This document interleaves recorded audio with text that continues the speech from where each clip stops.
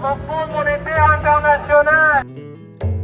L'Argentine, un pays en lutte, un podcast d'ACAF, Assemblée des citoyens argentins en France, pour parler de la réalité sociale et politique de notre pays aujourd'hui. Face à la montée d'une extrême droite réactionnaire et ultralibérale, nous réalisons ce podcast afin de partager notre regard que le monopole des médias cache délibérément. Nous revendiquons l'héritage historique des luttes des travailleurs, les 30 000 disparus et les voix toujours vives des mères et grands-mères de la place de Mai pour la mémoire, la vérité et la justice. Pour ce deuxième épisode, nous parlerons de la question de la souveraineté et de la dette. Nous entendrons les analyses de Carlos Raimundi, professeur universitaire et ancien député national, et de l'économiste Martín Burgos. Nous aurons aussi le plaisir d'aller à la rencontre de Français vivant en Argentine qui nous parleront des changements dans leur quotidien depuis l'arrivée de Milei au pouvoir. Mais tout d'abord, un petit point sur les élections législatives de mi-mandat en Argentine. À la surprise des uns et au désespoir des autres, le 26 octobre au soir, nous nous sommes retrouvés face à une réalité sanglante. L'opposition à Milei n'a pas pu, ou n'a pas su, véhiculer le mécontentement général et laisser que l'alliance de la droite et extrême droite remporte les élections législatives. Si bien dans la réalité du lendemain de l'élection, le rapport des forces à l'Assemblée et au Sénat n'a pas vraiment changé, le poids symbolique de la victoire de Milei est dévastateur. Dans une élection où le taux de participation est le plus faible depuis le retour de la démocratie en 1983, et face à des scandales de corruption au sein du pouvoir du clan Milei-Menem, l'ingérence de Donald Trump a joué un rôle décisif. L'opposition péroniste n'a su faire bloc autour du leadership du gouverneur de la province de Buenos Aires, Axel Kicillof, et la campagne électorale s'est transformée en plébiscite pour une gestion qu'une semaine avant avait tous les symptômes d'un naufrage. Les raisons de sa victoire ne sont pas nouvelles, elles sont identiques à celles qui l'ont amené au pouvoir en 2023. Une fatigue de la situation économique et une défiance envers la classe politique traditionnelle. On peut les résumer en 3 points. Premièrement, l'ingérence nord-américaine. Les États-Unis ont injecté 20 milliards de dollars dans l'économie argentine pour sauver Milei, préserver un des seuls alliés qui garantit leur domination sur l'Amérique latine. Le principal objectif étant d'isoler l'Argentine du reste des puissances et notamment de la Chine. Trump a fait passer le message. Si Milei perdait, il n'y avait aucun soutien financier et le pays entrerait dans le chaos. Cette sensation que tout va exploser a fortement mobilisé une partie de l'électorat. Et après l'élection, Trump a été l'un des premiers à féliciter Milei publiquement. Un deuxième point est le récit de la peur du passé. Le slogan « La liberté avance » ou « l'Argentine recule » a servi d'ancrage émotionnel puissant. Il a ravivé la crainte du passé récent en l'associant au kirchnérisme et a renforcé l'idée d'un congrès obstructif. Tout ça dans la ligne des cités conspirationnistes que Milei défend depuis la pandémie du Covid. Troisième point, une opposition qui n'a pas trouvé sa voie. Le péronisme n'a pas réussi à construire un récit alternatif. Les nouvelles chansons que beaucoup attendaient n'ont pas émergé. Au contraire, il y a eu des mois de lutte interne, des candidats sans charisme et un message qui a fini par paraître répétitif et dépassé. Rien n'est écrit pour la suite des événements, car la situation économique reste très fragile. Suite aux élections, Milei compte accélérer son plan néolibéral avec plus de reculs sociaux. Il a déjà annoncé une grande réforme du travail et des retraites, car la seule variable d'ajustement, ce sont les travailleurs. Sans compter la revendication des discours de haine et anti-droit que son éphémère victoire donne à ses fanatiques. Pour comprendre les enjeux de la dette sur la souveraineté nationale, nous avons interrogé Carlos Raimundi et Martín Burgos. Martín Burgos est un économiste argentin, chercheur à la Flasco, coordinateur du département d'économie politique du Centre culturel de coopération, enseignant en postgrad et auteur et coordinateur des livres comme Le Nouveau Monde, modèle économique et ses conséquences, et développement et environnement, problèmes et débats dans la périphérie. Martín va nous expliquer comment le chemin vers la catastrophe actuelle s'est construit pour aboutir aujourd'hui à la structure économique de Javier Milei. En vérité, c'est très important de commencer à discuter au niveau international de ce qui se passe avec Milei, car il est évident qu'il devient un personnage non seulement de la politique argentine, mais que ses idées commencent à se propager très rapidement dans le monde entier, et en particulier aux États-Unis. Nous savons que Trump l'aide énormément. En 2015, l'opposition macriste gagne en Argentine. Et ce qu'elle commence à faire, c'est libéraliser et construire un modèle financier dans lequel la question de la fuite des capitaux apparaît très fortement. En 2018, des problèmes graves commencent à émerger, car il n'était plus possible de financer ces fuites des capitaux. C'est alors que le Fonds monétaire international intervient, accordant à nouveau emprunt pour tenter de maintenir la fuite des capitaux, avec des dévaluations au passage. Le dollar passe de 20 à 40, puis à 60 en 2019. Et tout cela se termine par une crise très importante. Pendant les 4 années de Macri, 3 ont été marquées par la récession, notamment 2018-2019, qui a connu une chute très sévère touchant l'industrie nationale. Les salaires, l'emploi, la consommation et par conséquent la production. Ensuite, lorsque le gouvernement d'Alberto Fernández arrive, il affronte également ce qu'on pourrait appeler les 7 plaies bibliques. Mais d'abord avec la pandémie. Ensuite, nous avons une terrible sécheresse en 2023, la plus grande sécheresse des 100 dernières années en Argentine. Ce qui est énorme, car nous y avons perdu un quart de toutes nos exportations. Face aux problèmes monétaires et de l'inflation que nous avions, perdre un quart d'exportations sans accès au marché est très problématique. Ce qui s'est finalement produit, c'est qu'au milieu d'une inflation galopante, un candidat comme Milei a émergé. Et s'est formé un troisième groupe politique entre le péronisme et le macrisme, qui est ce parti appelé La Liberté Avance. Et il a finalement d'abord battu le macrisme, puis dans le ballottage, le péronisme. Et le pire de tout, c'est que nous arrive, c'est qu'il a dit qu'il allait appliquer un ajustement sévère de l'État. Et c'est effectivement ce qu'il a fait.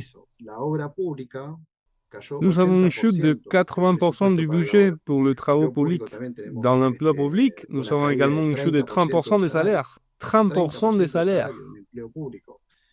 Il a eu un premier sauvetage, entre guillemets, qui a été le blanchiment, où beaucoup de gens sont venus et ont apporté 20 milliards de dollars. Ce blanchiment a permis d'avancer un peu.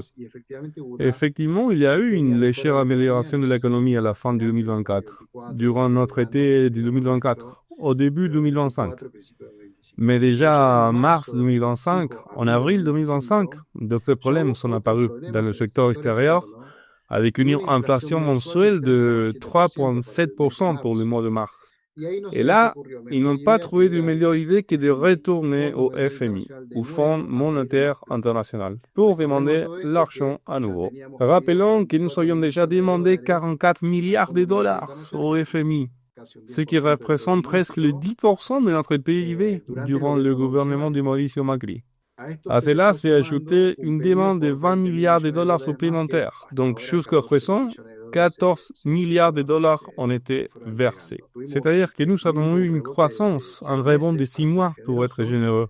À partir de cela, ce qui a commencé à se passer, c'est directement une rue vers le dollar. Si les États-Unis n'étaient pas intervenus, le gouvernement aurait explosé en l'air. Le gouvernement a commencé à perdre presque 2/3 de ses voix au Congrès.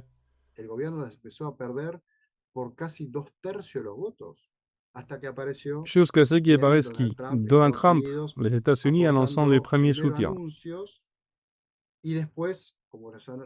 Cependant, les annonces n'étaient pas suffisantes pour arrêter la ruée vers le dollar.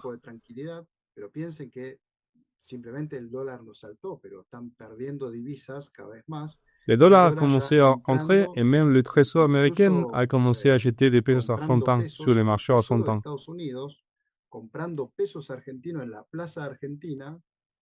Pour tenter de sauver le gouvernement de Milei. Quel est le problème que nous vivons aujourd'hui? C'est un thème directement lié à une sorte d'impérialisme, à l'ancienne, dans le style des pays bananières d'Amérique centrale, avec les États-Unis intervenant, disant en gros, nous allons apaiser ces situations. Cela se traduit par quelque chose qui n'avait jamais été vu. Intervenir directement sur les marchés financiers locaux, comme si c'était notre banque centrale, avec le Trésor américain intervenant. Les autorités argentines ont passé 10 à 15 jours aux États-Unis pour tenter de résoudre cette question et négocier un accord.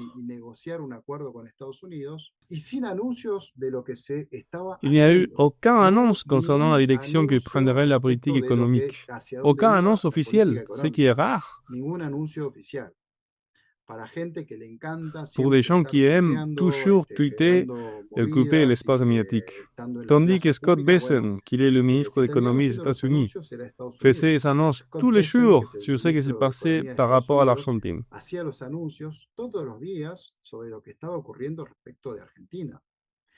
Non seulement les économistes hétérodoxes, mais même les orthodoxes le disent aujourd'hui.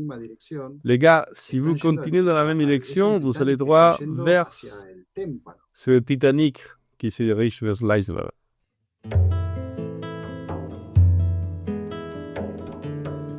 Carlos Alberto Raimundi est avocat, enseignant universitaire et homme politique argentin. Il a été député de la Nation pour la province de Buenos Aires à plusieurs reprises, son dernier mandat étant de 2011 à 2015. Il est secrétaire général du parti Solidarité et Égalité au sein de l'Unité citoyenne.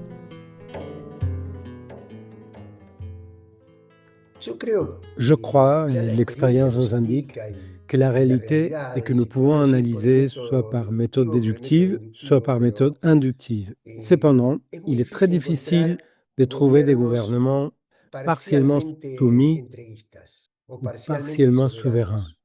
Je pense que la vision de la souveraineté ou du cipagisme est systémique. Il est donc très difficile qu'un gouvernement dont le président dit admirer Margaret Thatcher puisse être souverain dans quelque domaine que ce soit. Cela n'existe pas. La perte de souveraineté est un problème intégral, pas un problème partiel, ni un problème de secteur. Peut-être que cela existait à un moment donné dans les forces armées argentines qui ont préservé, par exemple, le développement nucléaire et celui de certaines infrastructures hydroélectriques à différentes étapes, en raison de cette notion de souveraineté territoriale qui était présente dans les forces armées, tout en s'alignant géopolitiquement avec l'impérialisme occidental. Mais ce n'est plus le cas aujourd'hui. Il n'y a donc pas de recoin où l'on pourrait trouver des aspects souverains du gouvernement argentin actuel. L'affaire Lamelas a été un préavis de ce qui a suivi à un niveau encore plus élevé du gouvernement des États-Unis, c'est-à-dire celui du président et du secrétaire au Trésor, en plus de ce que le FMI avait déjà dit. Je me souviens de 3 aspects des déclarations de Lamelas. Le premier est de réaffirmer le jugement de la justice qui a condamné Cristina. C'est-à-dire qu'un ambassadeur des États-Unis indique au pouvoir judiciaire argentin comment il doit procéder. Cela s'est encore plus vu une semaine plus tard dans le cas du Brésil, lorsque 50% des droits de douane ont été imposés sur les importations brésiliennes, ce qui, dans n'importe quel panel de l'OMC, aurait été catastrophique pour qui que ce soit qui l'ait appliqué. Surtout lorsqu'il n'y avait aucune raison économique, mais plutôt une menace visant à interdire l'entrée aux États-Unis au président de la Cour suprême, qui avait signé les jugements et a demandé au Brésil de révoquer la condamnation de Bolsonaro.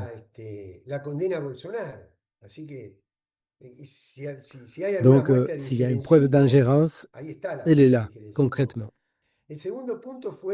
Le deuxième point concerne le retrait de la Chine, que le secrétaire du Trésor des États-Unis a ensuite réaffirmé. Et le troisième aspect est que Lamelas ne dit pas qu'il va discuter avec le gouvernement argentin sur l'exploitation des ressources naturelles, mais qu'il ira discuter avec chaque gouverneur, c'est-à-dire qu'il va provincialiser la discussion, c'est-à-dire un impérialisme qui ne s'adresse plus à une nation à revenu moyen, dépendante et sous-développée, mais directement aux provinces. La fragmentation, le démembrement de l'intérêt national, en somme. Tout président ayant un minimum de dignité aurait répudié ces positions, aurait déclaré Lamelas persona non grata. Il aurait dit au gouvernement des États-Unis qu'il n'allait pas accepter ces lettres de créance. Mais le gouvernement argentin n'a pas dit un mot à ce sujet. Je pointe néanmoins l'action de beaucoup d'entités subnationales, et ceci n'est pas une chose mineure, parce que cela permet, en premier lieu, de contrôler les dégâts, et en second lieu, d'exprimer au monde que l'ensemble de l'Argentine ne se sent pas représenté par la pensée du président. Et d'une certaine manière, ça permet de préparer les terrains, pour le moment, de revenir au gouvernement. Cependant, j'aimerais mettre un peu tout cela en contexte, car elles n'ont rien de nouveau dans leur structure. Ce n'est que la quatrième étape de modèles néolibéraux exclusivement basés sur la spéculation financière. La première a été celle de Martínez-Eos. Puis, il y a eu celui de Menem, qui s'est prolongé beaucoup plus longtemps en raison du contexte international. Les États-Unis, qui venaient de gagner la guerre froide, avaient absorbé le système soviétique. Il y avait une grande liquidité financière et l'Argentine avait encore des outils étatiques qu'elle a ensuite privatisés. Ainsi, entre l'endettement et l'argent de privatisation, une réserve de dollars a été constituée, ce qui a pu prolonger la crise sociale et finalement financière qui a éclaté en 2001. Mais aujourd'hui, le monde est à l'opposé, en période de rétraction économique. Par conséquent, je mets en doute la magnitude du sauvetage promis par les États-Unis pour deux raisons. D'une part, l'économie des États-Unis n'est pas en mesure de prêter à l'Argentine l'argent qu'elle prétend prêter. Et d'autre part, il y a une grande opposition politique. Ce qui se passe à l'intérieur des États-Unis est énorme. En effet, lorsque le processus de déclin hégémonique dans le monde a lieu, cela a aussi des conséquences systémiques. Cela entraîne une perte de pouvoir relatif des États-Unis, ainsi qu'une diminution de leur capacité à influencer le monde et à stabiliser politiquement le monde. Le niveau de décomposition du système politique et économique interne des États-Unis est alarmant. Autrement dit, ce sont ces États-Unis qui promettent un sauvetage à un autre gouvernement en décomposition, qui est celui de Javier Milei.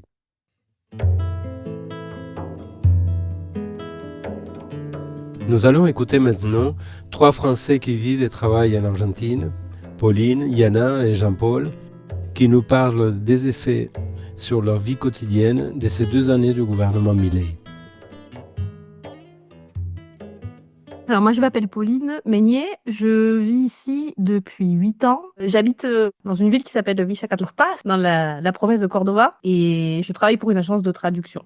Bon, moi je m'appelle Mariana Gonzalez, ça fait presque 7 ans que je suis ici à Cava. Je suis prof de français langue étrangère dans le privé et dans le public. Donc Jean-Paul Casalet, Je suis en Argentine depuis fin 2010, donc bientôt 15 ans. Et en ce moment, je travaille comme enseignant à une université nationale dans une ville qui s'appelle Hurlingham, et aussi dans la ville, dans une formation supérieure dans la ville où j'habite, tout dans le public, dans le secteur public. J'habite à Mercedes, qui est à 100 km à l'ouest de Buenos Aires. Depuis l'arrivée de Milei, beaucoup de choses se sont passées. Je pense que déjà, une des choses, c'est que ça a été une surprise. Après, je sais pas, au niveau de l'économie, bon, je pense qu'on l'a tous ressenti. L'année 2024, elle a été très compliquée, notamment parce qu'il y a eu une inflation qui a été vraiment très très très forte. Une des premières réformes de Milei, ça a été de faire passer une loi qui libéralisait complètement la loi antérieure encadrait l'augmentation des loyers, et là maintenant, ça libéralise complètement. Donc en gros, les propriétaires font ce qu'ils veulent. Et donc ça, je pense que ça a été quelque chose. Du coup, les loyers ont vraiment explosé. Pareil pour les assurances santé. Les assurances santé privées qui étaient aussi encadrées. Et ça restait quand même très favorable aux assurances. Mais là maintenant, ça a complètement explosé. Ça a explosé, mais en l'espace de quelques mois. Donc du coup, il y a eu une inflation qui a été très très forte. Alors, je sais pas, je pense que toute la classe moyenne, on est très fragilisé, donc il y a une sorte de délitement entre une classe moyenne qui, je sais pas, propriétaire par exemple, ce qui n'est pas mon cas, parce qu'en plus, bon, je suis quand même étranger résidente ici, donc j'ai pas cette sécurité-là, disons.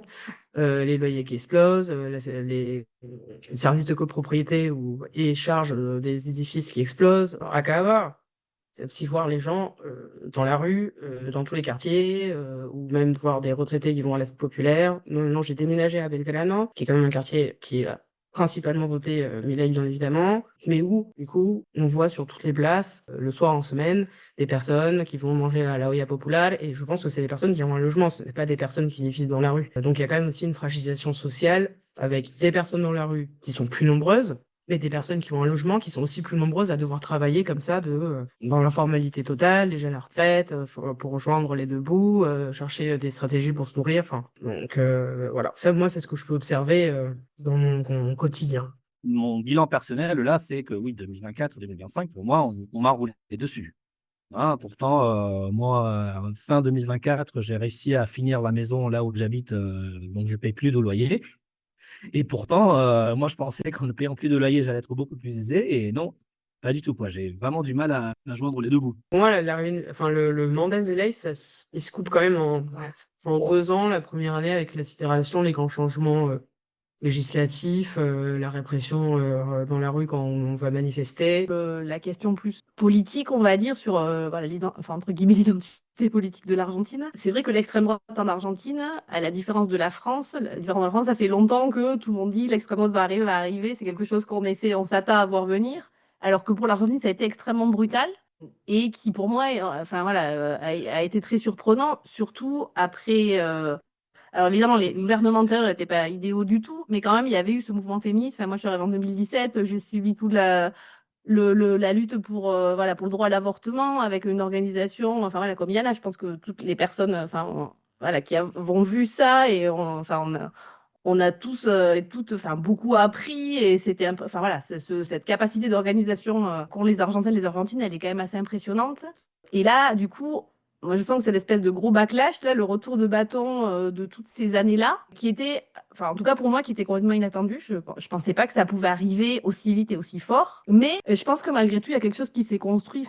Et là, je pense surtout aux questions féministes, et il y a quand même quelque chose qui s'est construit qui, à mon avis, malgré la brutalité, la violence, il y a quelque chose qui s'est vraiment construit dans la société, sur lequel ça sera pas si facile de revenir, quoi. Je pense à des choses qui sont vraiment dans l'agenda, la question des violences de genre, même si au niveau des politiques, évidemment, elles sont tricotées, mais le fait que ce soit dans l'agenda, que les gens aient conscience et tout ça, je pense que ça sera pas si facile d'y revenir dessus, quoi. Cette construction vraiment collective, vraiment de la base, et j'ai l'espoir que ce gouvernement-là ne arrivera pas à détruire ça. Il peut détricoter des politiques, et c'est terrible, avec des conséquences, vraiment des conséquences terribles et palpables, évidemment, et je minimise pas du tout, mais je pense qu'il y a quand même quelque chose qui s'est créé dans la société sur lequel, qui est solide, quoi, d'une certaine manière. Depuis que la Libertad Avanza a remporté les élections de mi-mandat, Milei a accéléré la réforme du Code du travail qui contient plus de 190 articles qui prévoit entre autres la limitation du droit de grève, la flexibilité des contrats de travail, la facilitation des licenciements et la révision des congés et avantages.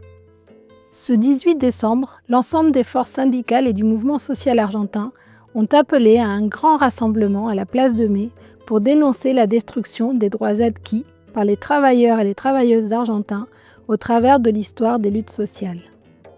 ACAF exprime sa solidarité et dénonce la criminalisation des luttes sociales, la précarisation des travailleurs et le néolibéralisme sauvage. Pour en savoir plus, rendez-vous sur acafassemblea.com. Vous pouvez aussi nous écrire à acafcorreo@gmail.com et nous suivre sur les réseaux sociaux, Instagram, Facebook et X. Nous sommes @acafassemblea. L'Argentine, un pays en lutte, un podcast d'ACAF, Assemblée des citoyens argentins en France, pour parler de la réalité sociale et politique de notre pays aujourd'hui.